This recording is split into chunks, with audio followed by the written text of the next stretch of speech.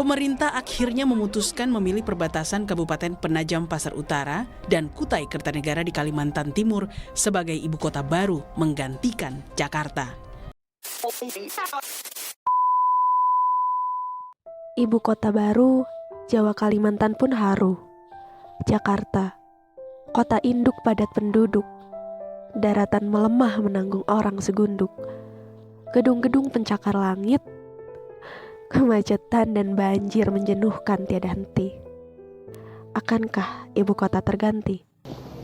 Rencana untuk pindah ibu kota itu sudah digagas sejak lama.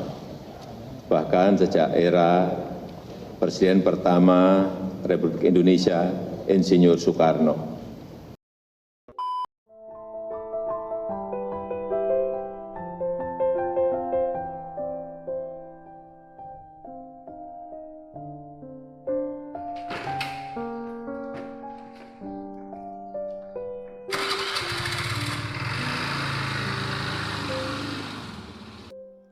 Wacana tentang pemindahan ibu kota mewarnai dinamika kehidupan nasional masyarakat Indonesia akhir-akhir ini. Di tengah pandemi COVID-19, pemerintah kemudian fokus menetapkan Kalimantan Timur sebagai ibu kota baru Indonesia. Presiden Joko Widodo menyebut bahwa beban Jakarta saat ini sudah terlalu berat sebagai pusat pemerintahan, pusat bisnis, pusat keuangan, pusat perdagangan, dan pusat jasa. Di Pulau Jawa juga terdapat bandar udara dan pelabuhan laut yang terbesar di Indonesia. Beban Pulau Jawa yang semakin berat dengan penduduk sudah 150 juta atau 54% dari total penduduk Indonesia dan 58% produk domestik bruto ekonomi Indonesia itu berada di Pulau Jawa dan Pulau Jawa sebagai sumber ketahanan pangan. Maka beban ini akan semakin berat bila ibu kota pemerintahan pindahnya tetap di Pulau Jawa. Menurut data BPS pada tahun 2017, DKI Jakarta memiliki tingkat kepadatan penduduk mencapai 15.366,87 jiwa per kilometer persegi. Padatnya, jumlah penduduk di Jakarta kian menjadi-jadi karena ditopang oleh sejumlah kota. Bila daya tarik perkotaan semuanya diserap oleh Jakarta, maka kepadatan penduduk tentu akan meningkat. Kepadatan penduduk tentu saja akan membuat kota akan semakin tidak nyaman untuk ditinggali. Stres yang meningkat akan menggiring tingkat kejahatan lebih tinggi lagi. Maka dari itu, kota baru untuk memecahkan konsentrasi penduduk jelas diperlukan.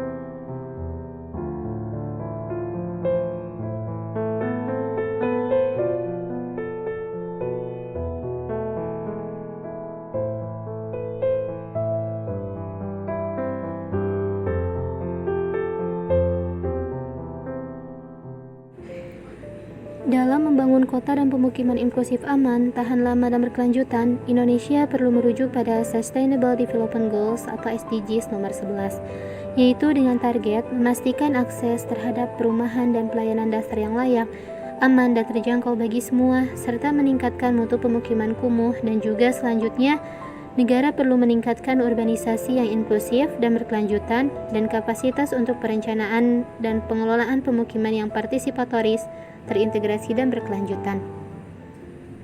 Namun, pemindahan ibu kota negara ke Kalimantan bukanlah perkara kecil, karena akan berdampak terhadap berbagai bidang. Jika melihat ke dalam rencana pemerintah untuk memindahkan ibu kota dari Jawa menuju Kalimantan, tentunya lahan dan hutan di Kalimantan adalah aspek yang akan terdampak secara langsung. Karena kita tahu sendiri bahwa Kalimantan menjadi salah satu penyumbang oksigen terbesar bagi dunia.